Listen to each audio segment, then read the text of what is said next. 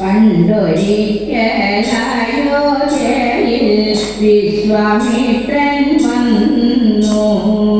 അഗ്നിയെ പോലെ തേജസ്സുള്ള മുനിശ്രേഷ്ഠൻ വന്നു. വസിഷ്ഠനും ദശരഥനും സ്വീകരിച്ചിരുത്തി. യഥാവിധി പൂജ ചെയ്തു അഭിവാദ്യവും ചെയ്തു.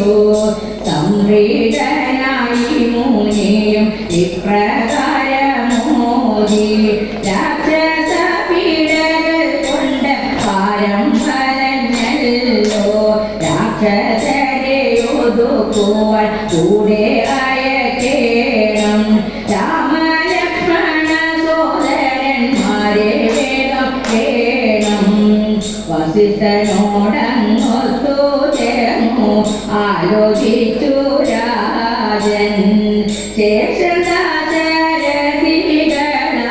സോദരരെ മോദാൽ ആദരവോടെ കൗശിക കരങ്ങളിൽ ചേർത്തു.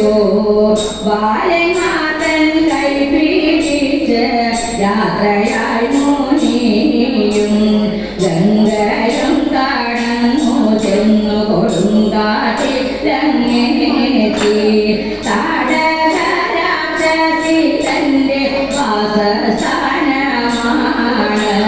താടക വനത്തിലവൾ ഭീതി പടർത്തുന്നു.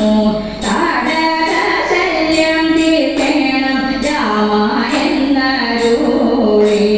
വില്ലെടുത്ത് ഞാൻ വലിച്ചു ചെയ്തു രാമനുടനെ. ശബ്ദം കേട്ട് കോപാന്തനാൻ ഓടിക്കൊണ്ടടുത്തു. കാളമേഘം പോലെ പറന്നെത്തി ഘോര താടക. താടകവധവും ചെയ്തു മുക്തിയും കൊടുത്തു. സന്തോഷനായി വിശ്വാമിത്രൻ ആലിംഗനം ചെയ്തു. സന്തോഷനായി വിശ്വാമിത്രൻ ആലിംഗനം